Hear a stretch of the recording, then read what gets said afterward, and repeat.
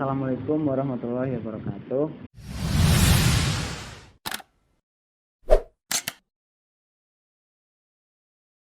Oke, bertemu lagi dengan saya di Agung Brambodo Channel. Jadi pada kesempatan kali ini di samping saya sudah ada teman saya, teman-teman, namanya Mas Aldi Indratama.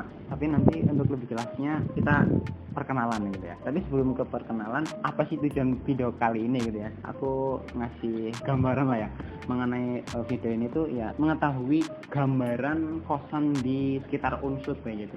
Khususnya kosan Putra kayak gitu. Nah di sini berhubung teman saya yaitu Mas Aldi berasal dari Jawa Barat ya, atau anak rantau.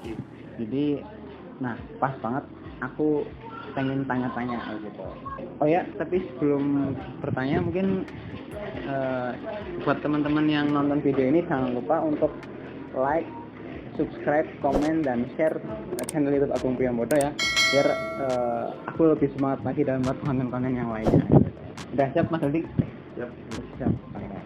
Ya mungkin yang pertama dulu biar teman-teman yang di rumah tahu kuliah di mana, terus prodinya apa, angkatan berapa, sama asalnya mana. Nah itu mungkin dijelasin, silakan Mas Aldi. Oke, siap. Untuk kuliah sendiri sekarang saya masih kuliah di Unsud di Fakultas Peternakan angkatan 2017. Kalau asal saya asalnya dari Tasikmalaya. Ya, dan di sini saya sekalian ngerantau, berarti sembari ngekos juga gitu. Iya. Oh ya, sebelumnya SMA-nya mana nih Mas? Untuk SMA-nya, SMA saya sih ada di Kabupaten Tasikmalaya. Namanya itu SMA Negeri 2 Singaparna, yang termasuk SMA yang baru merintis gitu. Oh, SMA baru? Iya, SMA baru gitu, baru berdiri lah. Kalau pas saya masuk itu mungkin tahun keduanya berarti. Iya, angkatan kedua. Baru banget berarti ya? Baru banget sih, betul. Oke. Tadi kuliah di Unsud ya? Paket Unsud. Angkatan 17. Nah, itu kenapa sih milih Unsud buat ngelanjutin kuliahnya gitu? Enggak di universitas yang lain yang notabene mungkin lebih favorit gitu? Yang pertama mungkin untuk alasan kenapa memilih Unsud, karena emang saya melihat peluangnya gitu yang pertama itu ya. Karena ketika saya melihat di Fakultas Peternakan pada saat itu, saya melihat bahwa daya tampungnya memang lebih besar gitu kan, apalagi di jalur SNMPTN Mas Agung. Nah jadi saya mencoba-coba gitu untuk masuk ke Unsud melalui jalur SNMPTN dan alhamdulillah berhasil gitu. Adapun untuk alasan yang kedua mungkin itu karena arahan dari orang tua gitu. Jadi jauh usah milih yang unik-unik yang terlalu favorit, karena emang mungkin kalau yang favorit itu berkorelasi ada hubungannya sama KT-nya gitu kan, yang tinggi juga. Jadi kan pilihnya yang agak sedang-sedang juga gitu ya, yang tidak terlalu memberatkan orang tua, dan juga emang istilahnya tuh lingkungannya juga lebih untuk kayak biaya hidupnya lebih murah gitu. Berarti tadi yang bisa potong tuh ya pertama karena peluang lolosnya gitu ya, sama tadi saran dari orang tua, berhubungan juga dengan biaya KT-nya ya, biaya kuliahnya. Langsung ke pertanyaan selanjutnya kan sekarang jadi anak rantau ya. Anak rantau. Nah itu kan pastinya butuh tempat penginapan untuk kuliahnya gitu lah ya. Untuk bermukim berarti. Ya untuk bermukim pas kuliah. Nah itu sekarang ngekos di mana nih? Sekarang saya ngekos di Wisma Harmoni untuk nama kosnya ya, Wisma Harmoni. Oh, Wisma Harmoni. Iya, untuk alamatnya tuh ada di Gang Nakula, Jalan Madrani, di Kelurahan Gerendeng. Kalau dari Wisma ke Paket ke kampus itu sekitar 200 meteran kurang lebih. Jadi kalau jalan kaki ya lumayan agak ngos-ngosan. Iya. Iya. Untuk waktunya berapa tuh? Waktu Dengan gitu ya, kalau iya. jalan kaki itu bisa sampai 7-8 menitan lah ya. Kalau misalkan agak nyantai, agak nyolong. Kalau cepat berapa tuh? Kalau cepat mah 4 menit bisa lah. 4 menit. Itu kalau mode kesiangan ya. Oh, kesiangan. Iya. Kosannya sendiri ini termasuk kos-kosan biasa atau kontrakan atau gimana? untuk kos-kosannya ini termasuk kos-kosan yang biasa gitu, yang pada umumnya bukan yang istilahnya kita ngontrak satu rumah gitu. Jadi ini cuman disewainnya per kamar gitu. Jadi kayak kos-kosan pada umumnya yang disewainnya bisa di sini bisa per tahun, per semester atau per bulan gitu untuk bayaran. Kos-kosan seperti pada umumnya gitu ya. Betul. Itu kos-kosan sendiri pastinya nggak cuma ada satu ruangan gitu ya. Iya betul. Nah itu kamar gitu ya? Ya nggak cuma ada satu kamar. Nah itu di sini berapa kamar nih totalnya? Kalau yang saya tahu itu ada 26 itu yang satunya berarti yang buat dipakai untuk kamarnya penjaga gitu. Jadi yang dikosin berarti yang disewain itu ada 25-an lah, kurang lebih 25 kamar. Jadi 26 yang satunya itu khusus buat penjaganya. Terus untuk fasilitas selain kamar ada apa aja nih mungkin bisa disebutkan? Fasilitas selain kamar mungkin ini fasilitas pendukungnya kayak di tempat yang kita sedang interview ini kan ada balkon gitu ya. Untuk lantai 2. Nah untuk yang lantai pertama itu ada parkiran yang lumayan agak luas. Jadi itu bisa masuk 10 motor lebih gitu ya kayaknya. Saya belum hitung juga. Terus untuk ada yang lainnya mungkin ada jemuran ada di lantai 1 dan di lantai 2 juga ada jemuran. Terus untuk WC-nya itu di lantai 1-nya ada 2 dan di lantai 2-nya juga ada 2. Jadi untuk keterangan juga untuk WC-nya itu kita termasuk kamar mandi luar berarti ya, bukan kamar mandi dalam.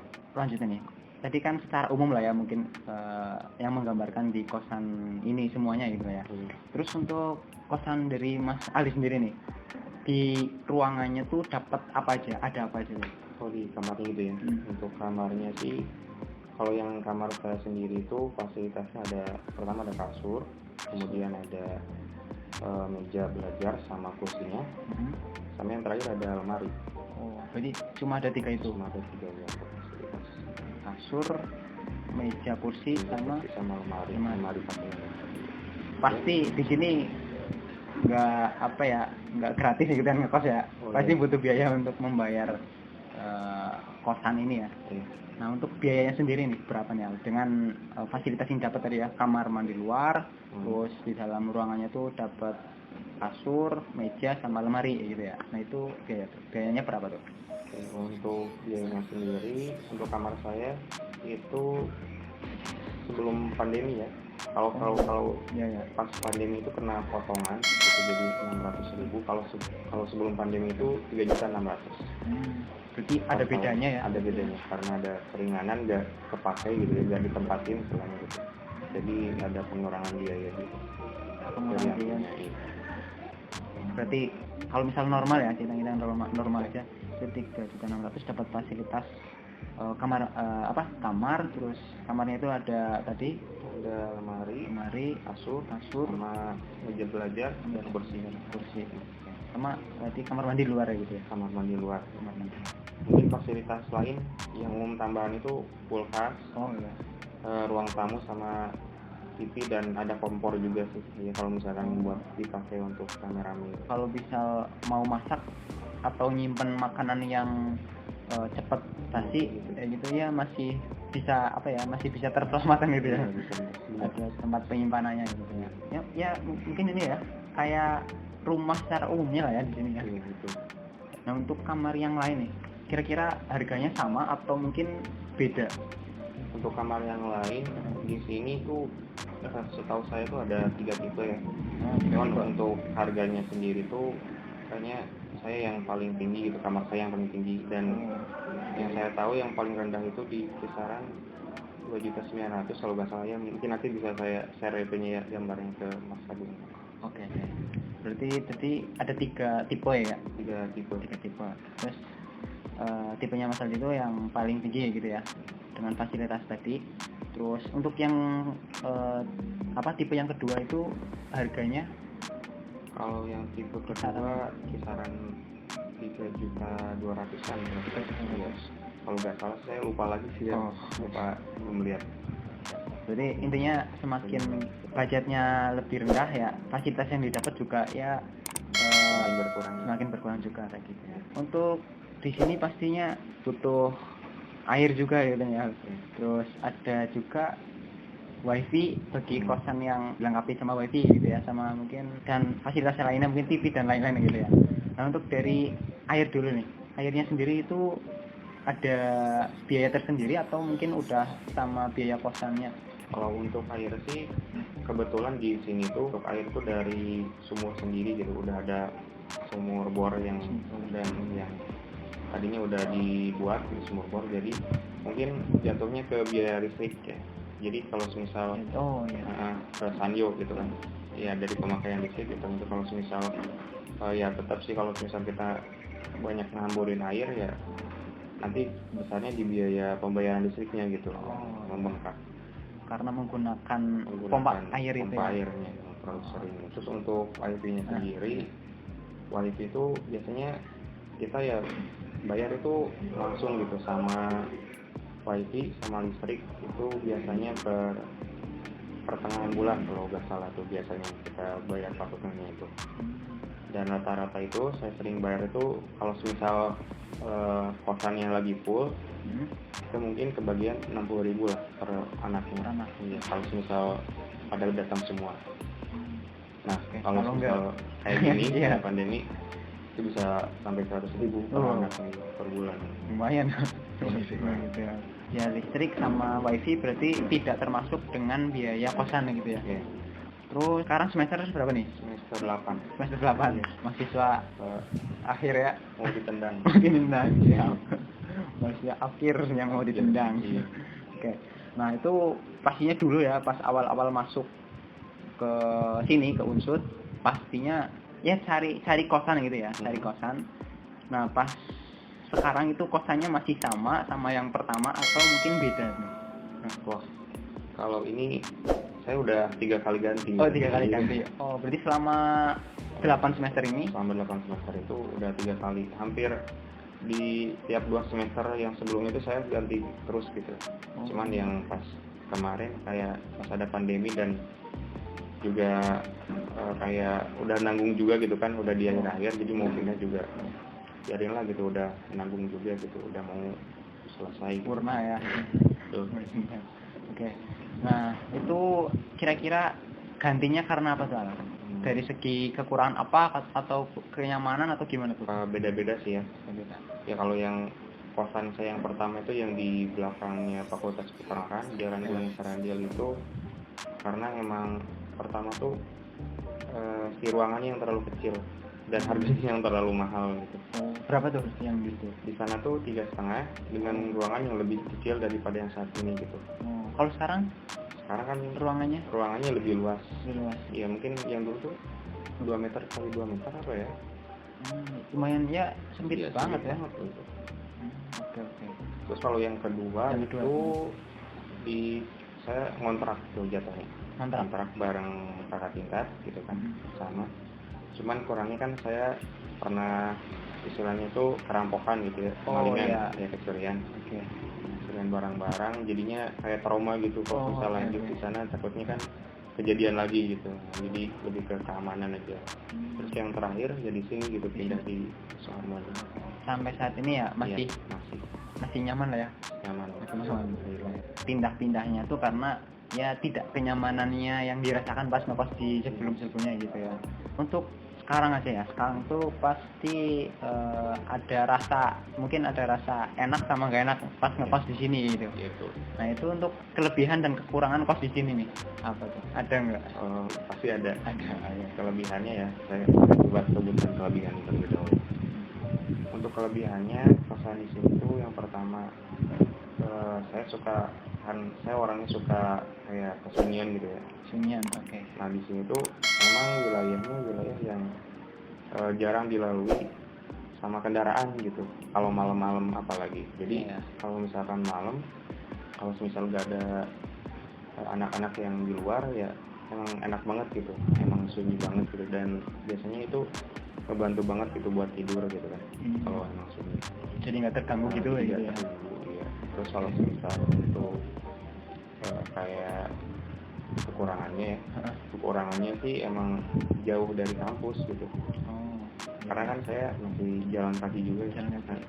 Seringnya jalan kaki, jadi lumayan agak jauh dibandingkan dengan kos yang pertama kali loh, yang dulu yang di belakang fakultas itu kan lebih dekat ke kampus. Jadi, buat kelebihan sama kekurangan. Kalau buat kenyamanan sih ya Nyaman. dari yang dulu-dulu ya di situ sih. Pada intinya sekarang tuh ya ngekosnya lebih enak daripada sebelum-sebelumnya gitu ya. Flashback lagi ya ke pas pertama. Itu kan maba. Untuk cari kosnya tuh pasti ya mungkin kalau aku sendiri ya pasti bingung gitu ya. Cari kos di mana, tanya siapa gitu ya. Nah, itu untuk kamu sendiri Al, itu dapat informasi kosan itu dari siapa? Dulu itu pas pertama kali saya kesini itu kan pas registrasi fisik SNPTN, dan itu juga sekalian sama nyari kosan gitu. Nah, karena emang udah mepet waktu, jadi kita nyari yang dekat sama fakultas aja gitu, dekat sama kampus aja gitu. Otomatis ya kita tanya-tanya gitu kan, kalau semisal pas waktu registrasi kalau semisal kita lewat jalanan-jalanan yang di sekitar kampus tuh biasanya ditawarin sama yang punya kosnya tuh. Bukan. Yang punya kosnya malah nawarin dia. Mereka tuh nawarin, Mas ini ada kos di sini, harganya berapa gitu kan, mereka tawar-tawarin biasanya gitu. Oke. Berarti langsung tanya-tanya ke orang atau pemilik kosnya langsung gitu ya. Terus untuk yang kosan yang kedua sama yang ketiga tanya ke kosan langsung atau mungkin dari temen atau gimana tuh? Kalau yang kedua sih karena itu ngontrak, saya diajak sama kakak tingkat waktu itu. Ya, ada kakak tingkat yang waktu itu sempat ngajak saya gitu kan, karena saya udah pengen pindah juga waktu itu, jadi saya iyakan gitu dan bisa kontrak bareng-bareng gitu di waktu itu di mana ya jalan, saya lupa lagi, di Jalan Gang Gunung Muria kalau nggak salah. Jadi yang kedua tuh karena diajak sama kating ya? Iya, diajak sama kating. Ya, terus yang ketiga nih, yang sekarang lagi ditempatin. Oh iya, kalau yang sekarang ini tuh terbilangnya saya nyari sendiri gitu. Ini gak ditawarin sama temen juga, terus nggak kayak ada calo juga. Saya cuman iseng-iseng aja gitu, nyari satu-satu, fotoin ke tiap kosan. Kalau misal ada nomor handphonenya saya fotoin, terus saya tanyain. Nah, kebetulan pas waktu itu saya survei ke daerah sini gitu, nyari kosan. Dan ketika saya sebelumnya tuh saya yang seberang ini loh nanyainnya tuh.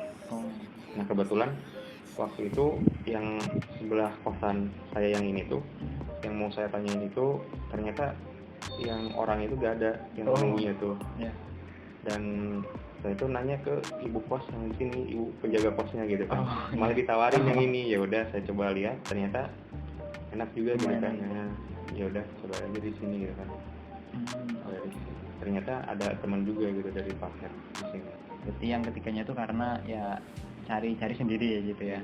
Sekarang yang ngekos di sini. Nah, biayanya itu tadi sekitar 3 juta ya. Pas lagi pandemi jadi 3 juta. Nah, itu menurut kamu biaya segitu dengan fasilitas yang didapat tadi itu tergolong murah atau mahal menurut kamu nih? Kalau menurut saya sih dengan fasilitas yang ada ini sih tergolongnya murah ya. Kalau dibandingkan dengan kosan yang pertama gitu ya. Terus mungkin ini terakhirnya, mungkin bisa berbagi tips juga ya ke teman-teman mahasiswa ya, mungkin khususnya calon mahasiswa baru juga ya, mungkin yang masih belum ada gambaran mau ngekos di mana sama pengen dapat kosan mungkin yang murah sama dapat fasilitas yang lengkap ya gitu. Nah, itu mungkin gimana tuh tips-tips dalam mencari kosan gitu lah. Kalau tips sih, kalau emang nggak pengen kayak di istilahnya apa ya, di salon itu ya kayak di mahalin gitu ya. Kalau enggak ya ditipu terus kamarnya kayak gimana gitu kan.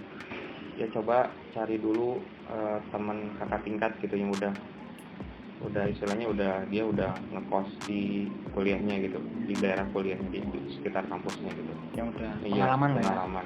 Coba tanyain gitu kan. Siapa tahu kan ada yang punya istilahnya apa ya, punya wisma atau kamar kos yang masih ada kamarnya yang kosong gitu kan. Itu bisa lebih enak sih ya. Udah punya teman yang istilahnya Dikenal tuh, ya. ya lebih dikenal, terus lebih bisa mengarahkan gitu kan. Kalau udah tahu misalkan mau tanya apa-apa bisa tanya ke dianya juga gitu kan. Kalau misalkan udah ada orang yang tahu mah, paling ya itu cari dulu channelnya lah istilahnya, Cari channel. channel dulu. Kalau misal nggak ada, Nah, kalau ya. misalnya nggak ada berarti ya coba ya cari yang dekat dari kampus aja gitu, jangan coba yang jauh-jauh gitu, utamakan yang dekat dulu aja gitu.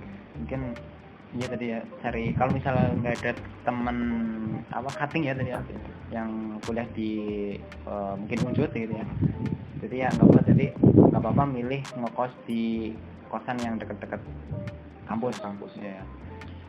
Biar lebih gampang aja sih pas pertama kuliah kan. Ya. Terus kalau misal yang dekat-dekat sama lingkungan kampus kan lebih gampang nyari makan juga gitu kan. Dan nggak harus kebingungan gitu nyari jalan kalau misalnya mau ke kampus gitu. Oh ya, sekarang semester 8 ya. Oh iya. Nah itu lagi sibuk apa tuh? Sibuk apa aja? Sibuk apa aja? Iya. Sibuknya sih sibuk apa? Sibuk menghabiskan waktu luang ya. Oh iya, waktu luang. Oke.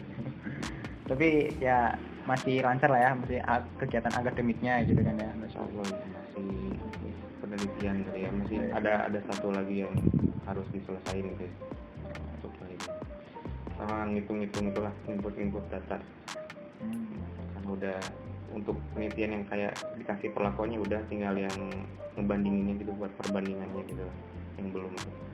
Ya lagi dalam tahap penyelesaian tugas akhir lah ya. Iya. Yang doanya aja. Iya. Saya juga mau doain. Oh iya, sama. Oke. Ya, intinya mudah-mudahan ya apa yang lagi dilakuin mudah-mudahan sukses juga ke depannya gitu ya, sama diperlancar gitu. Oke, mungkin seperti itu. Mungkin ada yang mau disampaikan lagi nih, mungkin ke teman-teman mahasiswa yang lain mungkin. Tetap jaga kesehatan aja gitu ya. Oke, siap. Ya. Kita bersyukur aja lah ya. Bersyukur ya. Selalu merasa cukup. Oke, siap. Udah gitu aja sih. Ya. Perbincangan pada kali ini seperti itu ya teman-teman. Jadi ya hanya membicarakan tentang kosan gitu ya, kosan di sekitar Unsut, salah satu kosan di sekitar Unsut ya kayak gini gitu ya, sama fasilitasnya ya hampir sama dengan kosan-kosan yang lainnya di sekitar Unsut juga kayak gitu. Cuma paling yang membedakan tuh dari segi harganya gitu ya, sama mungkin kualitas dari fasilitas di kosan tersebut gitu. Terima kasih nih sudah berkenan untuk ditanya-tanyai kosan yang sedang ditempati kayak gitu ya.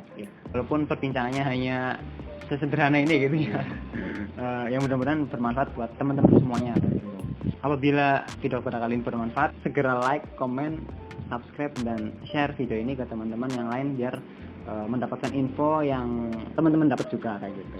Kami berdua pamit dan akhir kata wassalamualaikum warahmatullahi wabarakatuh. Salam sehat. Mantap. Mantap.